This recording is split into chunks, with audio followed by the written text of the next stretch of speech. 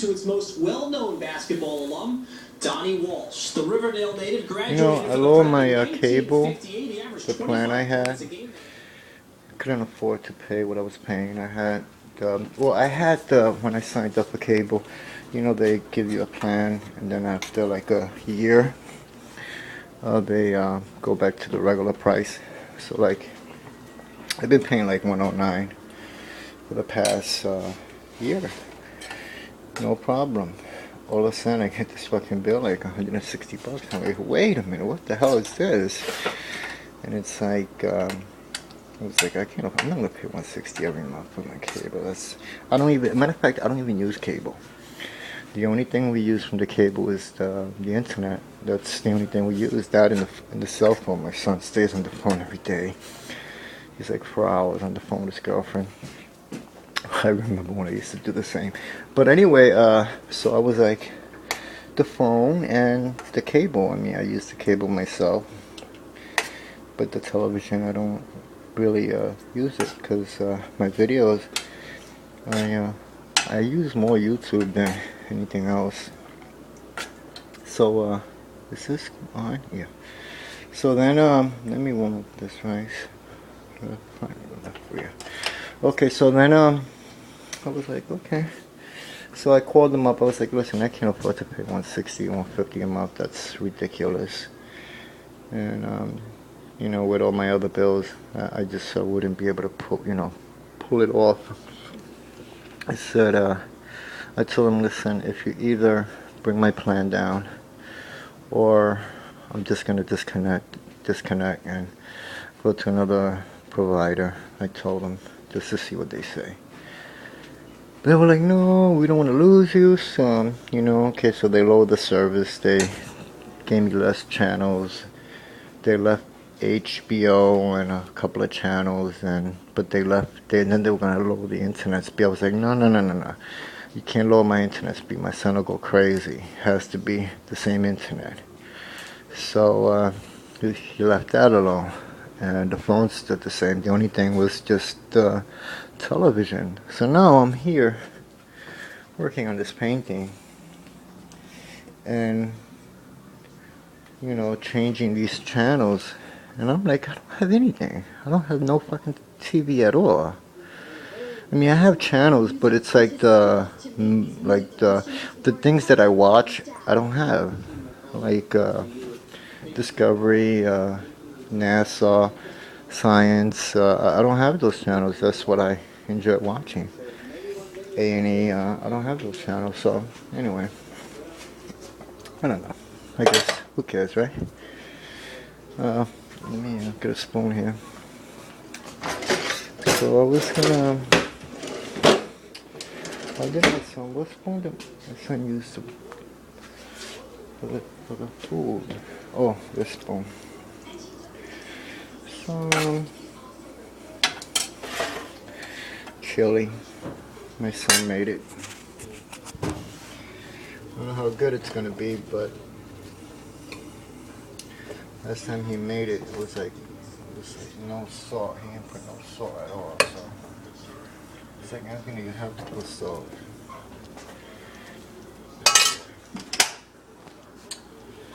I mean, what do you expect for two bachelors, right? For two guys, we're doing our best, right? And as long as it's cooked. I cook pretty good. I don't do it. I hate cooking, but I do cook very good. My son he cooks good. He knows how to make anything. Well, we've had to learn because when we went on our own, it's like we had to learn to take care of ourselves. I didn't have my wife anymore there. And my son didn't have his mother there, so we just had to learn. And, so let me get a spoon. Your boys are doing okay, if you want to know.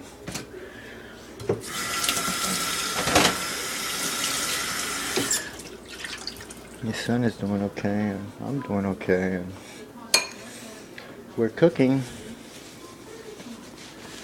Okay, did I get any soda? Oh yeah, there is soda. I'll leave that for later. I don't think she cares, but it's just, we're eating.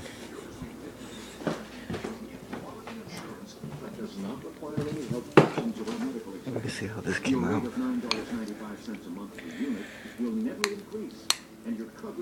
See? Chili? So join the 6 million people. I don't even know how my son learned how to make this. Whether you're getting new insurance or supplementing. Not bad. Call now. Not bad. That's not bad. Not bad. So call now. We'll finish up here. Let Colonial Penn make insurance simple for you. Call 1-800-653-1413 for your free information and I was in the supermarket. That number again I was going to buy a turkey, but I was wondering, it's just going to be me and my son for Thanksgiving. So. That's 1-800-653-1413. Buy a turkey, just for him and me. 1413. Call now. Oh man, I spilled this up. As local news gets, News 12. I mean, I'm going to get it. I'll wait till... More than 100 firefighters battle a two-alarm fire that breaks out in the Highbridge section of the Bronx. Fire broke out in the two-story home on Summit Avenue. Is that a small one? This afternoon. Give me a small turkey. The flames under control. Emergency crews say one person was brought to Lincoln Hospital with minor injuries. We spoke to one woman who helped get people out of the burning building and the fire chief who responded to the flames. Take a listen. We needed 4 lines, 4 hand lines, hoses operating on the fire to extinguish the fire. There was some slight extension to the building next door. We saw some fire out here. We tried to help some people. We helped 2 ladies in a wheelchair. We saw some fire out here. This fire. Well, not only did police shootings go up last year, the number of people killed by cops was also higher. Take a look at these numbers. According to a new report, NYPD officers fired their guns in 45 different incidents in 2012. That's a 25% change over last year. They also killed 16 suspects in those shootings. Compare that to 36 incidents in 2011 and 9 people died after being struck. These numbers are part of an annual firearm discharge report made public by the NYPD. New York is the first major city to ban the sale of cigarettes and other tobacco products to anybody under the age of 21. Today, Mayor Bloomberg signed a bill into law that raises the legal purchase age on tobacco products from 18 to 21. The law goes into effect next spring. City officials hope that this will lead to a big decline in teen smoking rates. We asked Bronxites what they thought about the move. Nobody should smoke, but I mean, if they raise the age from 18 to 21, then that's good, because they're underage to drink, so why shouldn't they be underage to smoke? I think it's a very good idea. Why is that? That's stupid. Because it's bad health. That's so fucking stupid. They raised the smoking age to 21. But then they, if you're 18, you can serve the armed forces and you can fight for your country and get killed. I mean, I don't approve people smoking, but I mean, if a person can go and fight the war, but then he's not. Then you say he's not old enough to buy cigarettes. I mean, that's stupid. People, government is just taking people's freedom little by little. Well, when it gets bad, I'll just swear to God, I'll fucking go to Russia or Canada. I'll probably go to Canada because I'm not gonna stay here. Once my son graduates from college, I'll go to Canada and live over there. You get a cup. That's it. Continue doing my work, and it's like so many years working, developing my painting skills, and it's like, when you want to be a basketball player, you play ball every day and you practice, and so you can play with the NBA. And it's the same thing with art. I work hard at it every day to develop my skills and to really get good at it. 30 years, I mean, it's a lot of years. Who says Dr. Tim Ferriss and Partners account for the biggest portion of all costs? About 50% of the total is accounted for by 5% of the patients. They're so complicated that left to their own devices, they will bounce between providers. And that movement between providers, uncoordinated, leads to waste in the system. So Partners assigns care managers to coordinate the treatment of high-risk cases. So you're feeling just weak and dizzy, or? The elderly, for example, fall so frequently that in 2010, over 2 million were treated in the ER. And emergency room doctors really don't have a lot of choices. They're going to admit that patient. But when someone who knows the patient shows up in the emergency room and says, actually, I know this person, it's okay, she'll be safe going home, I'm going to follow up closely with her, that changes the equation. In a 2006 trial run, Partners care managers That food was so good. Not too bad. Surprised. That's the name of the game. I mean, this is like the third time he's made that. It's getting better and better. For every service. So this is fee for The first time it was like really, it wasn't much salt. It was like, it had no taste. Second time, a little better. Third time it's like, he got it. Well, you work at a hospital. I do work at a hospital, and so we have to figure that out. In fact, Dr. Ferriss practices at Massachusetts General. Run by Partners, it's one of the most prestigious and priciest hospitals around. In today's cost-cutting climate, it's been on the defensive. Why is the very hospital we're in now among the most expensive hospitals in the world? This is an all things for all people. There are certain disease categories. We're the only provider that provides care for that category of patients. There's another reason we teach here. We teach the next generation of doctors and nurses. It's more expensive, but then they teach there. In other words, you have students working on you. Places like Mass General make money by providing as many services as So they have to cover the and charging a premium for on them. teaching. I mean, what the fuck? What does the people have anything to do with that? The service is busy, we'll make a lot of money, and then we can use that to support the social missions and save for a rainy day.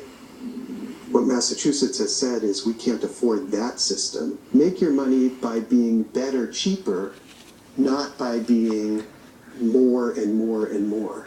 Wow. I invite you to stand up now. Back at the Greater Boston Interfaith Organization, advocates pledge to meet here again to keep pressuring the healthcare industry to rein in costs. We will be here. Finally, from the hospital systems and the insurance providers who are with us up here, they voiced a commitment as well. We will be here. Still miles to go, of course. But this year anyway, Blue Cross, the biggest insurer, and Partners, the state's largest provider, both say they will meet the spending growth benchmark in Massachusetts.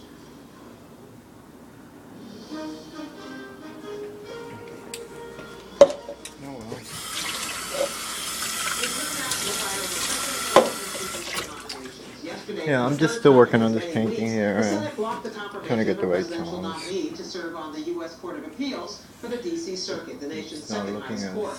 In a good June as 4th Rose Garden ceremony, good yet, but I'm still working on it. law professor Cornelia Pillard, and attorney Patricia Millett. All three have failed to garner the 60 votes needed for confirmation.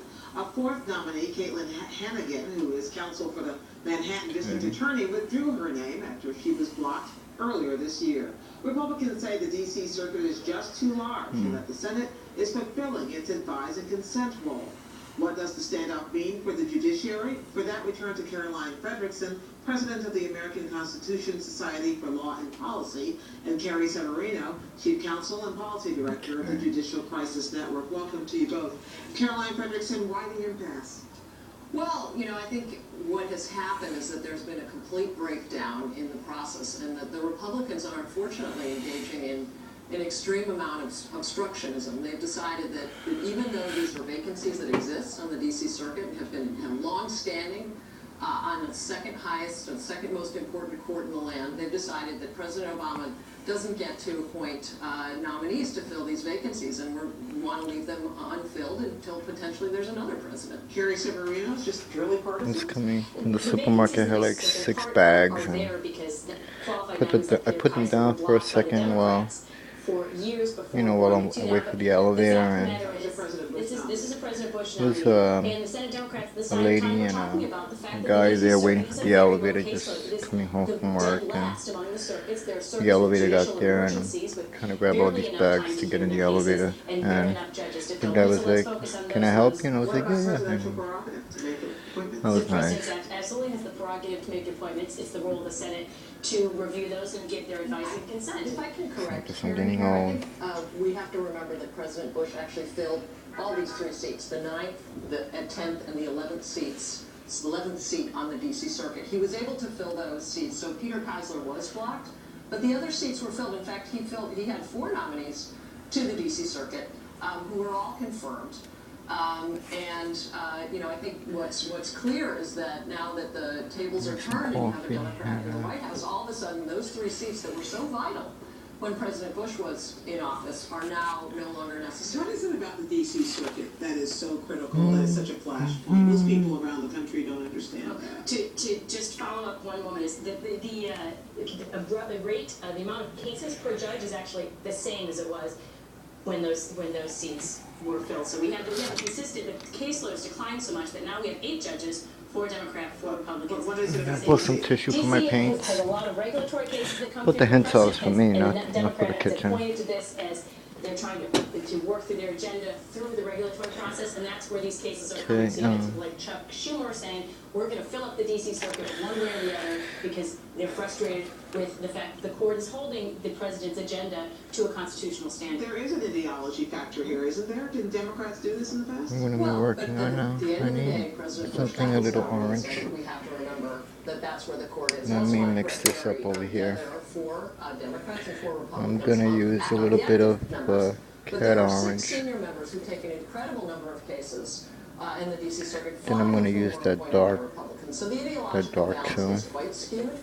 But I think we need to remember Some that liquid. the Judicial Conference, which is the official organization of the courts, headed by Chief Justice Roberts, has recommended that all 11 seats be see how filled, that looks, and has yeah. recommended that the caseload is Not too appropriate bad. for this court. It's quite a heavy caseload in the type of Can't matters barely that they notice hear, these, which eh? is these significant That's when you know you got the regulatory right cases tone. that are very comprehensive. And in the caseload, I mean, this is an argument that's been disputed on both sides. Right. But It's like a the hint argument of I that would make orange. caseload is actually higher now, according to the statistics we've looked at. Carrie, the president says that these rejections, these obstructed, this blocking of nominees is standing in the way of a fully functioning judiciary.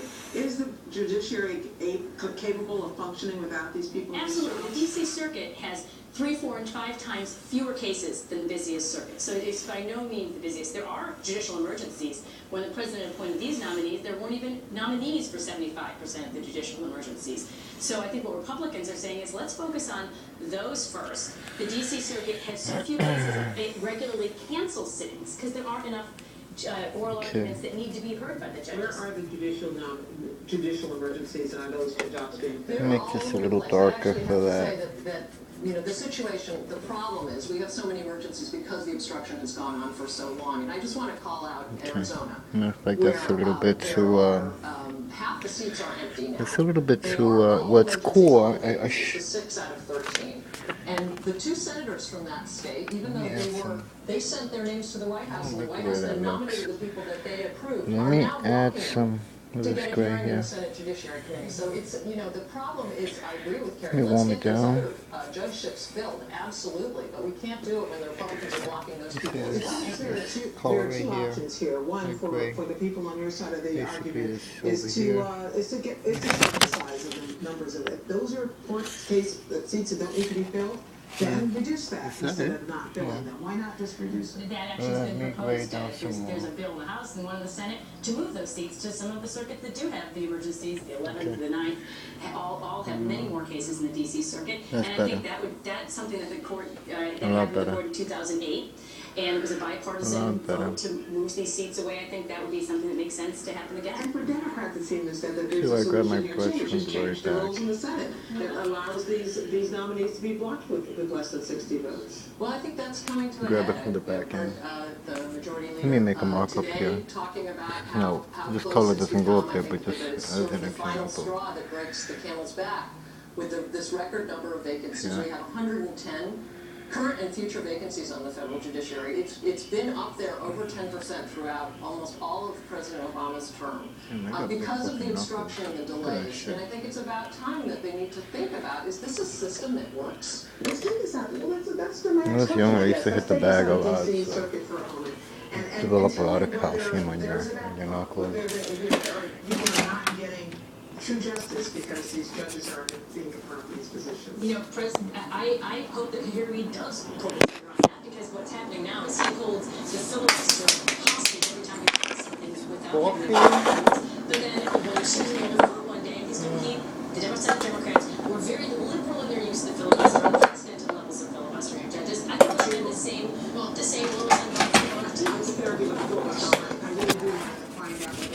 I gotta send my portfolio to the art student league. Supposed to be doing that this month, and I gotta get that done because I want to see if I can get a scholarship to get back to that school. I studied there for a year, and it ran out, but I want to get back there. I was there like 2 years ago, and they already all know me in that school.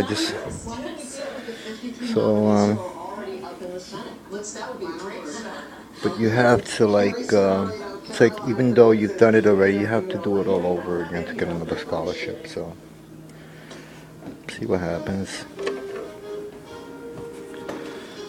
Okay, what else I'm doing here? Abraham Lincoln thought the world would little know nor long remember what he said at That's a little bit gray in there. his call for a new birth of freedom out of the carnage of the Civil War has long endured. Now, 70 years later, Jeffrey Brown looks back at the legacy of the address.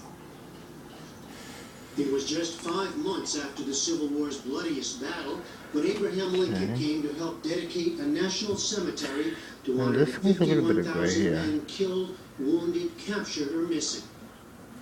About 15,000 spectators were in attendance. The keynote speaker, famed orator, and Massachusetts politician Edward Everett spoke for 2 hours. Lincoln for 2 minutes. And with some 270 words, delivered one of the most memorable addresses in American history, helping make sense of the great sacrifice and loss of the war, reshaping and, for many, redefining the nation's identity going forward. One of 5 existing copies of the manuscript is now on display at the Library of Congress in Washington. It's believed to be the first draft and the one from which Lincoln read that day. It's written on 2 pieces of paper, one formal in pen, the other on a notebook page and in pencil. Michelle Crowell is the exhibit's curator. What you see is that Lincoln worked on the address in Washington first, and then probably got to Gettysburg and changed his mind about the ending. So you can think about what might have inspired Lincoln to change that ending about new birth of freedom and a government of the people, by the people, for the people. Color is like... A century and a half later, documentary filmmaker Ken Burns is honoring those sacred words. This camera sucks, so... Post videos of themselves reading Lincoln's speech on the website learntheaddress.org. Dozens of notable public figures, including all 5 living U.S. presidents, have submitted recordings. That this nation, under God, shall have a new birth of freedom, and a government of the people, by the people, for the people, shall not perish from the earth.